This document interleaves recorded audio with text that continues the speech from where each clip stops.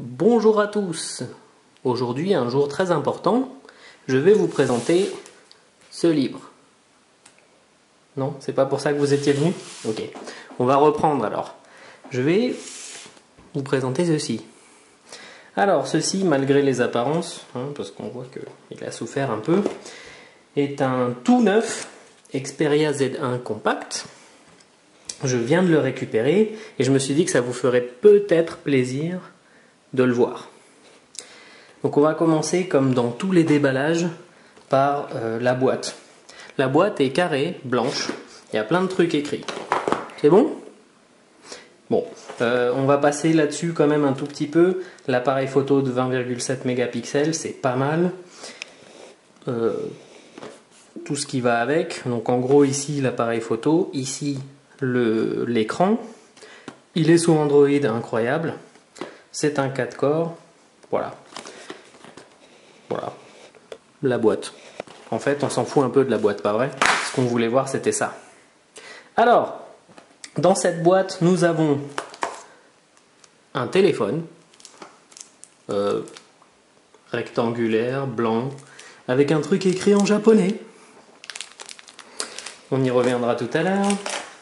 Si on continue à ouvrir la boîte, là, c'est la bonne nouvelle, parce que dans la plupart des déballages qu'on avait vus jusqu'à présent, il manquait ça. C'est con quand même, hein. Donc là, on l'a, hein, notre adaptateur secteur, c'est déjà pas mal. On a aussi un câble mini USB a priori qui va avec l'adaptateur secteur. Et aussi, cette chose. Alors ça ressemble à un adaptateur micro USB. Voilà. À quoi ça sert? Pour le moment, je ne sais pas. Des écouteurs blancs pour aller avec le téléphone blanc.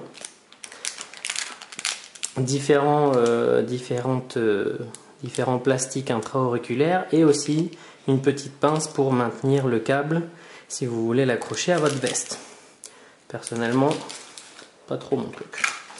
Pour ce qui est de la paperasse, on a la déclaration de conformité. Ça peut être sympa, ça vous explique comment mettre la carte SIM et comment le brancher pour le charger. Et de l'autre côté, il n'y a rien.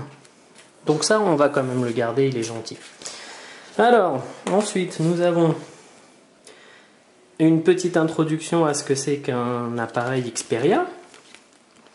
Je pense que si vous en êtes là et que vous regardez cette vidéo, voilà. Une Kurzanleitung. Une Kurzanleitung, pour ceux qui ne savent pas, c'est en fait une notice d'utilisation rapide, donc pour les Allemands, pour ceux qui savent parler allemand. Et ensuite, des Wichtige Informationen. Je vous rassure, c'est pas mon accent de tous les jours, ça c'est juste pour vous. Des informations importantes sur... est-ce qu'on arrive à voir là?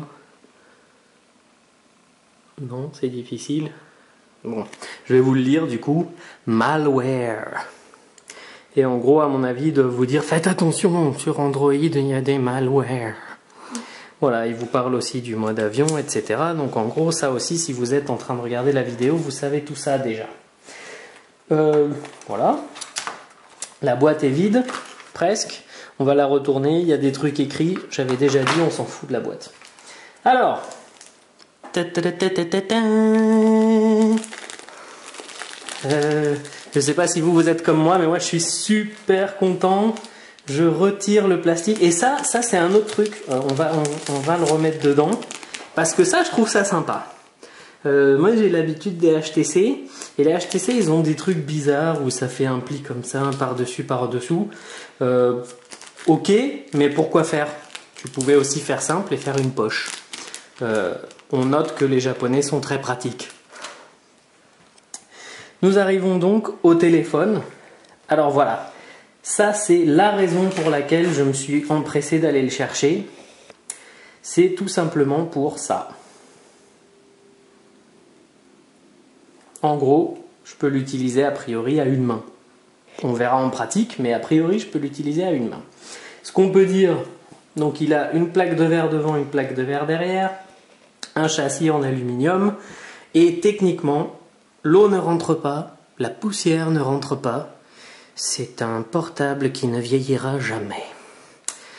Ça reste à voir. Bon, en tout cas, il y a plein de tests qui ont été effectués. Je pense que les qualités waterproof, notamment des Xperia, sont plus approuvées. Mais bon, voilà, ça peut être intéressant. Ça me rappelle que à une époque, quand tu allais à la piscine et que on te jetait dans la piscine à ton insu, ça te faisait rigoler. Depuis pas très longtemps, ça faisait beaucoup moins rigoler parce qu'il y avait 70% de chances que tu aies ton téléphone dans ta poche. Du coup, avec celui-là, normalement, ça me fera de nouveau rigoler si vous me jetez dans la piscine. Mais bon courage parce que ma vengeance sera terrible. Ok, je pense qu'il ne reste plus qu'à faire une chose. Peut-être deux, peut-être trois. Allez, 3. Petit 1, on va enlever ça. Voilà. Et là, on va voir, oh magnifique, ça brille, il y a marqué Sony. Oui, au fait, c'est un Sony. Hein. C'est un Sony Xperia Z1 compact, pas mini, compact.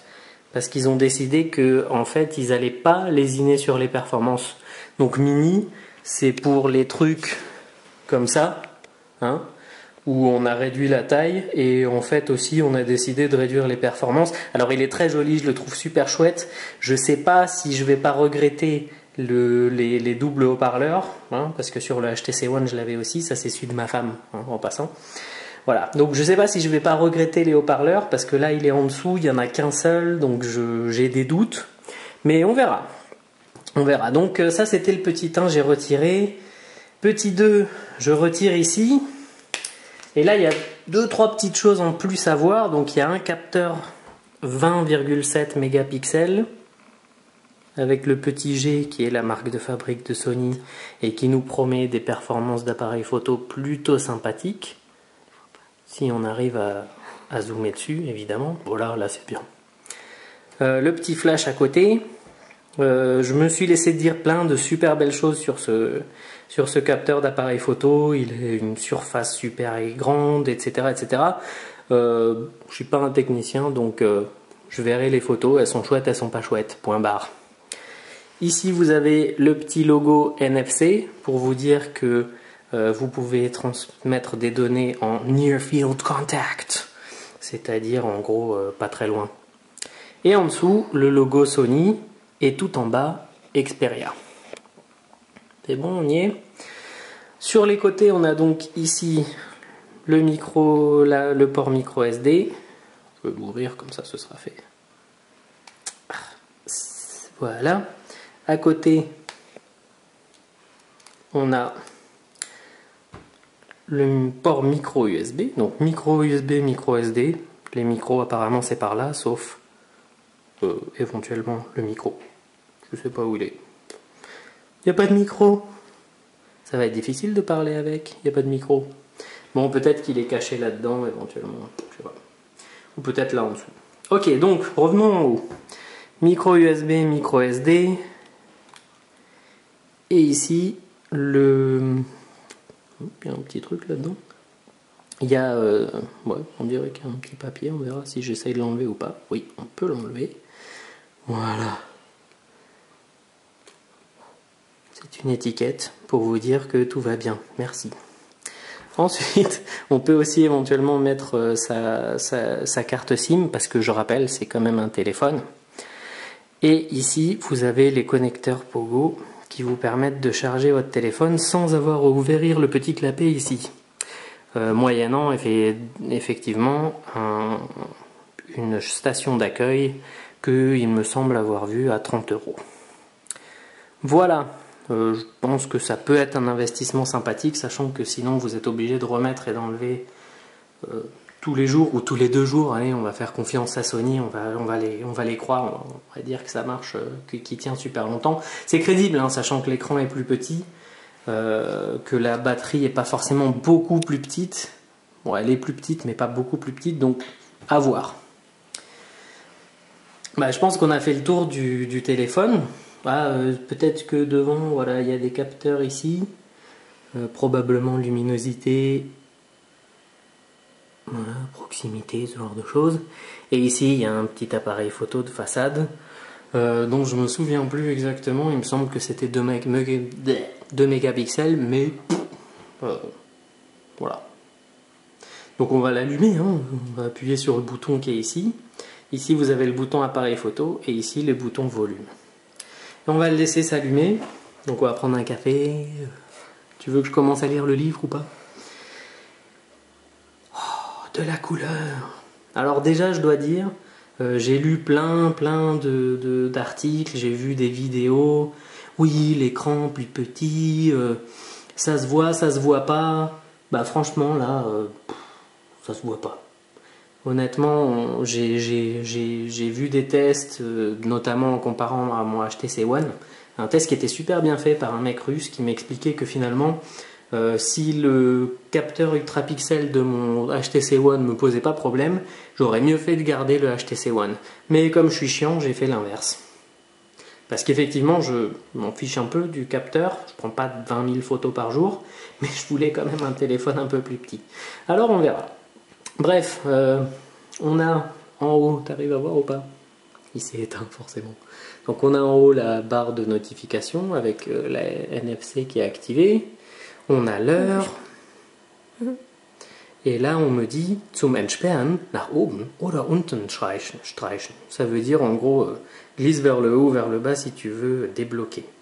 Et en bas il me dit il n'y a pas de carte SIM, qu'est-ce que tu voulais faire? Voilà. Et nous arrivons donc et forcément à la partie de configuration du téléphone. Et donc comme moi je suis pas Deutsch, hein, je vais lui dire de me le mettre en français s'il vous plaît. Espagnol también puede ser. Pongámoslo en espagnol si quieren. Non, on va plutôt le mettre en français de France. Voilà. Ok. Information importante. Avant d'utiliser votre nouveau téléphone, veuillez lire les informations concernant la garantie et la sécurité. Oui, on va faire ça. Ça y est, j'ai tout lu. Ok, et donc là, il me fait savoir de nouveau, il n'y a pas de carte SIM. Insère ta carte SIM et redémarre ton téléphone.